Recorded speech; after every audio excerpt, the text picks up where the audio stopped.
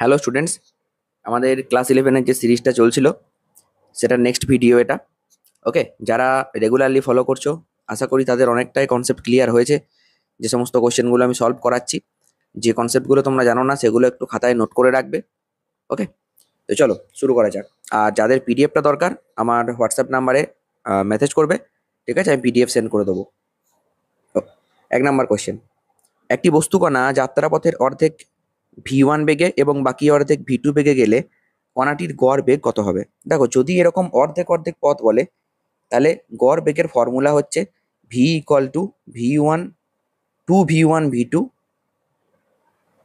By v1 plus v2। এইটা তখনই হবে যদি পথটা অর্ধেক অর্ধেক হয়। তার মানে কোনো একটা বস্তু এই অর্ধেক পথ গেল একটা বেগে, আবার এই অর্ধেক পথ গেল v2 বেগে, একটা v1 একটা v2, তখন এরকম ফর্মুলা হবে। কিন্তু যদি পথ অর্ধেক অর্ধেক না হয় তখন এই ফর্মুলা ব্যবহার করা যাবে না। তখন যেটা ব্যবহার করতে হবে মোট দূরত্ব বাই মোট সময়। মোট দূরত্ব যদি x1 প্লাস x2 হয় আর মোট সময় যদি t1 প্লাস t2 হয় তখন এইটা হবে ফর্মুলা।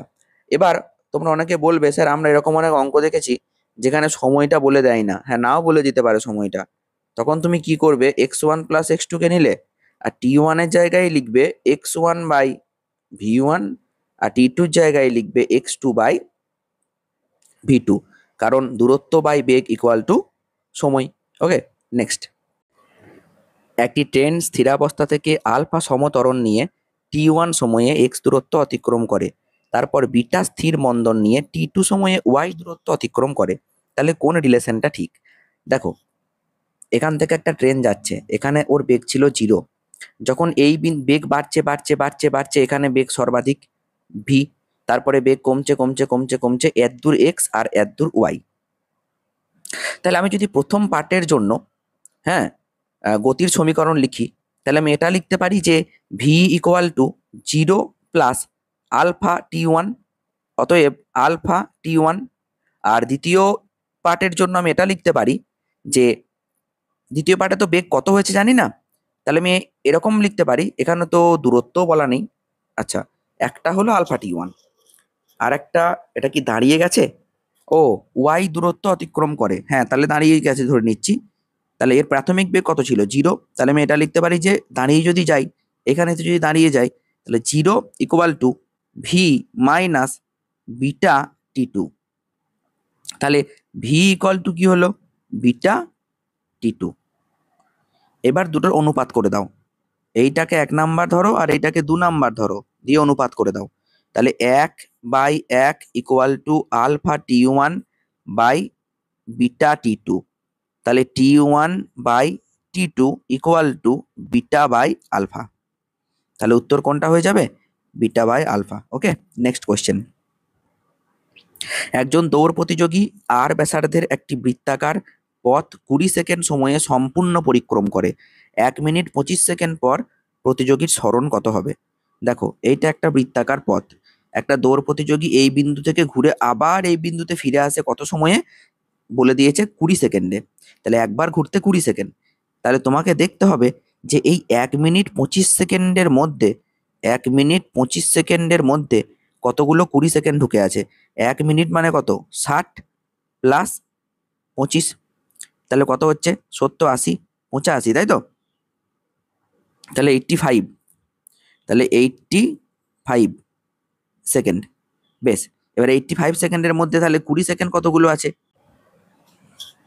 যদি 80 বলতো তাহলে তুমি কি বলতে যে স্যার 4, 20, 80 প্লাস 5, তাহলে 4 বারও সম্পূর্ণ ঘুরবে আর একটাও 5 সেকেন্ড টাইম পাবে এক্সট্রা।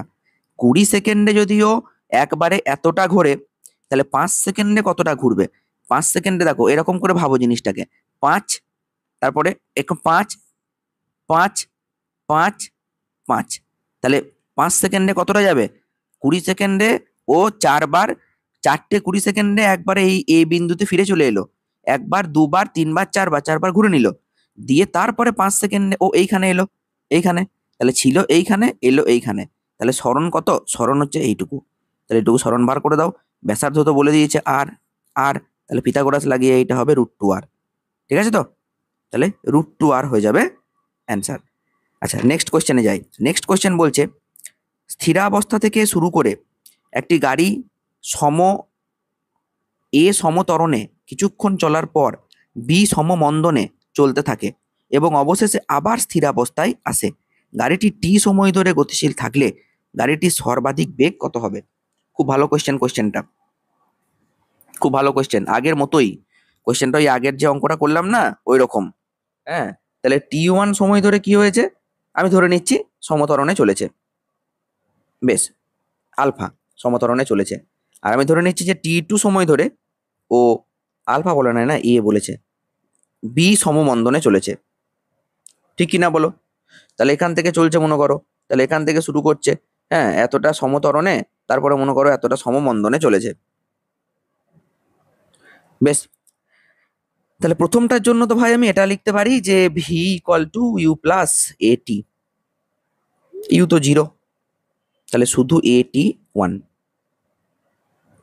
আর দ্বিতীয়টার জন্য আমি এটা লিখতে পারি যে ভি ইকুয়াল টু, একবারে যেহেতু আবার স্থির হয়ে গেছে, এখানে ছিল 0, বেগ বাড়তে বাড়তে বাড়তে বাড়তে যখন ত্বরণ নিয়ে যাচ্ছে তখন একবারে সর্বাধিক বেগ এইখানে দিয়ে আবার স্লো ডাউন করতে লাগলো, তাহলে মন্দন হতে হতে হতে হতে এখানে আবার 0। তাহলে এইটুকুর জন্য তুমি যদি আবার ইকুয়েশন লেখো, তাহলে তুমি নিশ্চয়ই লিখবে যে 0 ইকুয়াল টু ভি, কারণ প্রাথমিক বেগ ভি এইটুকুর জন্য, মাইনাস বিটা T2, তাহলে ভি ইকুয়াল টু কত, BT2। দুটো ইকুয়েশন তুমি প্রথমে পেয়ে গেলে। এবার যদি বলি যে মোট সময় কত, তুমি বলবে T1 প্লাস T2, ঠিক, তাহলে মোট সময় T equal to T1 plus T2। দেখো তুমি এই সমীকরণ থেকে T1 সমান পেয়ে গেলে V বাই এ, আর নিচের সমীকরণ থেকে তুমি পেয়ে গেলে V বাই বি, ঠিক আছে? তাহলে তুমি এখান থেকে কাজ করতে পারো, ভিটাকে কমন নিয়ে নিতে পারো। তাহলে ভি যদি কমন নাও কত হবে, 1 by A plus 1 by B. হ্যাঁ, তাহলে ফাইনালি কি পেলে, T equal to V into A B by A plus B. তাহলে V equal to A plus B by A B. কোথাও কি ভুল হচ্ছে কিছু, 1 মিনিট দাঁড়াও তো। ও হ্যাঁ হ্যাঁ হ্যাঁ, এই যোগটা ভুল করেছি, ওপরে হবে এ প্লাস বি, সরি, আর এইটা হবে এ বি, তাহলে এটা উপরে উঠে যাবে A B by A plus B into T. I think clear? Okay, দেখো তাহলে কোনটা অ্যান্সার হবে, অ্যান্সার হয়ে যাবে ভি ভি। কোনটা হবে, A B by A plus B into T, A B by A plus B, এই প্রথমটা হচ্ছে অ্যান্সার। নেক্সট কোয়েশ্চেন, একটি বস্তুকণার 200 সেন্টিমিটার সরণ হয় 2 সেকেন্ডে এবং 220 সেন্টিমিটার সরণ হয় পরবর্তী 4 সেকেন্ডে, তাহলে 7 সেকেন্ড সময়ে কণার গতিবেগ কত হবে? ঠিক আছে, ওরা হিন্টস দিয়ে দিয়েছে 200 সেন্টিমিটার প্রথম 2 সেকেন্ডে, তাহলে তুমি ফর্মুলা ইউজ করো না, s equal to ut plus half at square, তুমি তো জানো, এই ফর্মুলা ইউজ করো। তাহলে কি হবে, প্রথমে লেখো 200 ইকুয়াল টু, ইউ তো তুমি জানো না, আর টি কত 2, তাহলে 2u প্লাস হাফ, তুমি এও জানো না, রেখে দাও, টি স্কোয়ার মানে 2 স্কোয়ার 4, তাহলে 2 2 4 কাটতে পারো, 2u প্লাস 2a, এটাকে 2 কমন নিয়ে এইদিকে কেটে 100 করে দাও, তাহলে ইউ প্লাস এ, এটাকে তুমি 1 নাম্বার ইকুয়েশন নিতে পারো। এরপরে আবার ওরা বলেছে পরবর্তী 4 সেকেন্ডে 220 যায়, তাহলে মোট কত গেল, প্রথম 2 সেকেন্ডে 200, পরবর্তী 4 সেকেন্ডে আবার 220, তাহলে মোট গেল 420।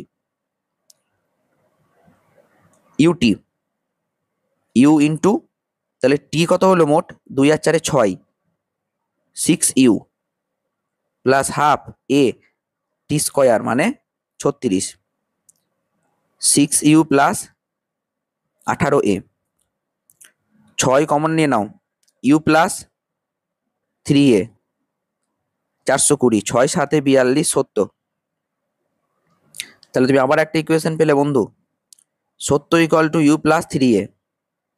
ঠিক আছে, এবার অপনয়ন করে ইউটাকে বাদ দিয়ে এ পেয়ে যাবে। দেখো, যদি অপনয়ন করে দাও 100 থেকে 70 বিয়োগ করে দাও, তাহলে কত পাবে? 30 ইকুয়াল টু ইউ ইউ কেটে পালিয়ে গেল, তাহলে এ মাইনাস 3a মাইনাস 2a, তাই তো? তাহলে এ সমান কত?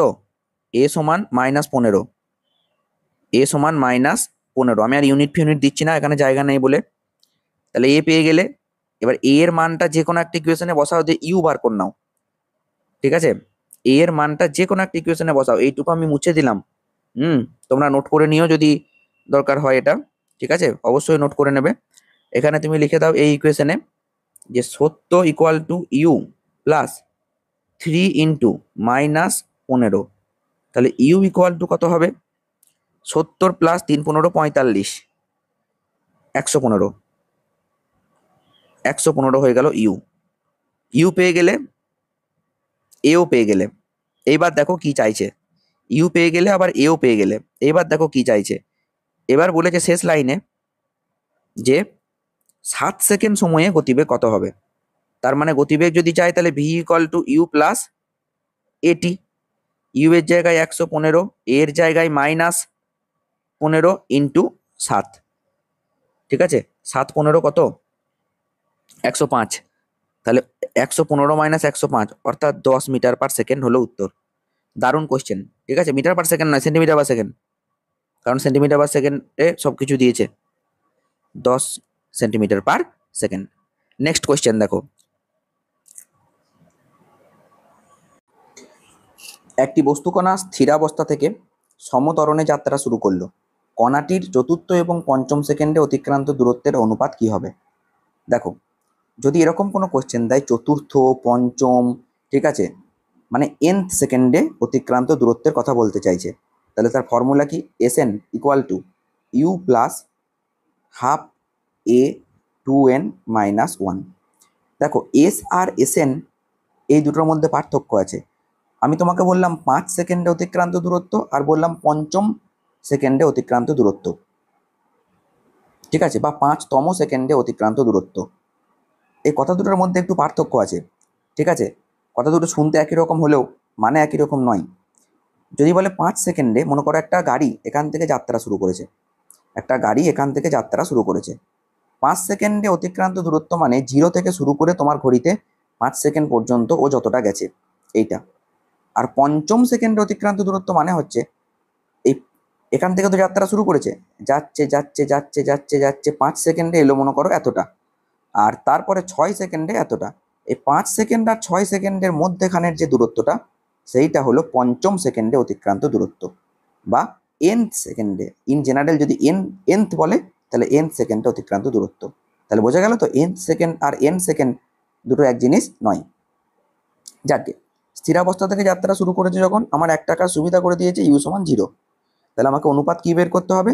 যে S4 এবং S5 হাফ হাফ তো কেটে যাবে, তাহলে উপরে হবে হাফ a 2n মাইনাস 1, নিচে হবে হাফ a 2n মাইনাস 1, কিন্তু nটা চেঞ্জ হবে, n1 n2। ঠিক আছে, বেশ, n এর জায়গায় তুমি এটা এরকম লিখছি আমি, n1 n2 লিখি, পরে চেঞ্জ করবো। হাফে হাফে কেটে দিলাম, তাহলে 2 ইন্টু 4 মাইনাস 1, কারণ চতুর্থ সেকেন্ডে, আর 2 ইন্টু 5 মাইনাস 1, 8 মাইনাস 1 7, আর 10 মাইনাস 1 9। তাহলে 7:9 হয়ে যাবে কিন্তু আমাদের উত্তর। I think clear. Okay, next question. একটি বস্তুকণার গতিবেগ সময় লেখচিত্র সরলরেখা নয়, এক্ষেত্রে বস্তুকণাটি ত্বরণ কেমন হবে? আচ্ছা, গতিবেগ সময় লেখচিত্র হয় কেমন? এইদিকে হচ্ছে গতিবেগ আর এইদিকে হচ্ছে সময়। যদি সরলরৈখিক হয় তাহলে জানতে হবে যেটা সমত্বরণে যাচ্ছে, কিন্তু যদি সরলরৈখিক না হয় তাহলে মনে করো এরকম হচ্ছে, এইদিকে হচ্ছে ভি আর এইদিকে হচ্ছে টি, সরলরেখাটা মানে এরকম হচ্ছে গ্রাফ। তাহলে এরকম যদি গ্রাফ হয় বা যদি এরকম গ্রাফ হয়, তাহলে তুমি কি বলবে? যে স্যার এটা সমত্বরণ নয়, এটা পরিবর্তনশীল, তাই না? সমত্বরণ নয়। সমত্বরণ হলে গতিবেগ সময় লেখচিত্র এরকম সরলরেখা হবে। আমি আরো একটা জিনিস ক্লিয়ার করে দিই, যদি বলে যে গতিবেগ সময় লেখচিত্র যদি সময় অক্ষের সমান্তরাল হয়, এইটা ভি এইটা টি, সময় অক্ষের সমান্তরাল মানে যদি এইরকম হয়, তাহলে কি হবে? তাহলে তাকে আমরা কি বলবো? তাহলে তাকে আমরা বলবো যে এক্ষেত্রে বেগ ধ্রুবক। ঠিক আছে, বলবো এই ক্ষেত্রে বেগ ধ্রুবক। I think clear. Next question, একটি বস্তুকে খাড়া ঊর্ধ্বমুখে নিক্ষেপ করলে, একটি বস্তুকে খাড়া ঊর্ধ্বমুখে নিক্ষেপ করলে বস্তুটি কিছু সময় পর আবার নিক্ষেপ বিন্দুতে ফিরে আসে। বস্তুটির বেগ সময় লেখচিত্র কি হবে? তুমি ওপরের দিকে ছুড়ে দিলে একটা বস্তুকে, যাচ্ছে যাচ্ছে যাচ্ছে যাচ্ছে, কিছু সময় পর আবার ও ওই বিন্দুতে ফিরে চলে এলো, তাহলে বেগ সময় লেখচিত্র কি হবে? দেখো, যখন তুমি একটা বস্তুকে উপরের দিকে থ্রো করে দিয়েছো, প্রথমে তুমি একটা বেগ নিয়ে থ্রো করেছো ঠিক, কিন্তু ওই বেগটা আস্তে আস্তে আস্তে আস্তে আস্তে আস্তে আস্তে আস্তে আস্তে আস্তে কি হবে? এইখানে জিরো হয়ে যাবে। তারপরে যখন নামবে তখন আবার কিন্তু ওই বেগ ও অ্যাচিভ করে ফেলবে। ঠিক তো? তাহলে বলো যে কোনটা হবে অ্যাপ্রোপ্রিয়েট। দেখো, যখন নামছে না বস্তুটা, যখন নামছে তখন কিন্তু বেগের অভিমুখটা ঋণাত্মক। যাওয়ার সময় বেগ যদি ভি হয়, তাহলে আসার সময় বেগকে আমি মাইনাস ভি ধরতে পারি। ঋণাত্মক, বেগের অভিমুখটা তো দিক পাল্টাচ্ছে তো, তাহলে এখানে কি হবে? তাহলে বেগটা ঋণাত্মক ধরতে হবে। একমাত্র ঋণাত্মক গ্রাফ তুমি কোনটা পাচ্ছ? এইটা। এখান থেকে থ্রো করে দিয়েছো, বেগ কমছে কমছে কমছে কমছে কমছে কমছে, এখানে বেগ জিরো। যেমন এই এই জায়গাটা হচ্ছে করসপন্ডিং এই জায়গাটা, এখানে বেগ জিরো, আর তারপরে নামছে নামছে নামছে নামছে নামছে কিন্তু ঋণাত্মকে। ঠিক আছে, এরপরেও কিন্তু বেগ বাড়ছে কিন্তু ঋণাত্মকে। বুঝতে পেরেছ? ওকে, নেক্সট। তাহলে এটা হয়ে যাবে কারেক্ট অ্যান্সার। নেক্সট কোয়েশ্চেন বলা হচ্ছে, দেখো একটা ছবি দিয়েছে, এইটা সরণ সময় লেখচিত্র। হ্যাঁ, দুটো গতিশীল কণা আছে, একটা 30 ডিগ্রি কোণ করেছে সময় অক্ষের সঙ্গে, আর একটা 45 ডিগ্রি কোণ করেছে সময় অক্ষের সঙ্গে। তাহলে কণা দুটোর বেগের অনুপাত কি হবে? দেখো, মনে রাখতে হবে সরণ সময় লেখচিত্রের যে নতি সেটা হচ্ছে ট্যান থিটা। সরণ সময় লেখচিত্রের নতি ট্যান থিটা সমানই হচ্ছে বেগ। এইটা মনে রাখতে হবে, এইটা না মনে রাখলে হবে না। ঠিক আছে, তাহলে তোমাকে বলেছে বেগের অনুপাত, একদম ইজি। তুমি v1/v2 কি করে দেবে? Tan theta 1 by tan theta 2। Tan theta 1 মানে ট্যান 30 ডিগ্রি, আর ট্যান থিটা 2 মানে ট্যান 45 ডিগ্রি। তাহলে 1/√3 ইন্টু 1/1, ট্যান 45 তো 1, তাহলে 1/√3 হয়ে যাবে অ্যান্সার। তাহলে 1:√3 খুঁজে নাও, এইটা হয়ে যাবে অ্যান্সার। I think clear. ঠিক আছে, আর একটা কথা বলে রাখি, যদি বলে যে বেগ সময় লেখচিত্র, তাহলে বেগ সময় লেখচিত্রের যে নতি, হ্যাঁ, সেইটা হবে ত্বরণ। সরণ সময় লেখচিত্রের নতি বেগ, আর বেগ সময় লেখচিত্রের নতি ত্বরণ।